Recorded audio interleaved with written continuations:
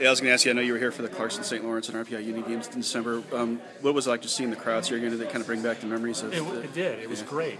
And I expected a large crowd, and I'm glad that there was. And again, the atmosphere, there was a buzz in the air, and going between games out into the community, and it brought me back to the time when we were here collecting our championship.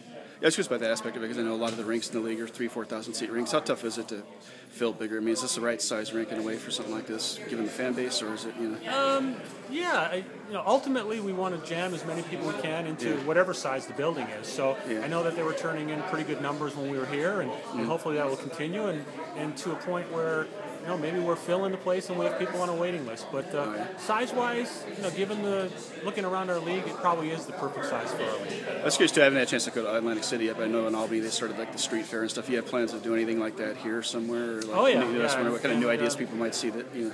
Yeah.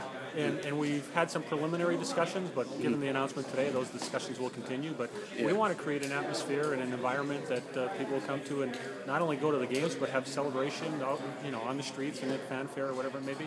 And obviously the players are young now compared to, they weren't alive for 1980. But how big do you think that'll be for the players to get a chance to play here? I was surprised. Somebody gave me some information yesterday that for the junior national team here, training here, that one of the players on Twitter said they had chills when they walked into this arena. So they weren't old enough, obviously, to live it, but they've seen the movie and are aware of it. And even if they haven't seen the movie, maybe they know the meaning of Lake Placid. So I think it'll be special for the players. And the last thing I was asking was obviously, Ted mentioned this too. How important was the fact that you guys kept a good relationship all these years? I mean, if you had a really nasty breakup back then, it would have been a lot harder to come back, kind of thing.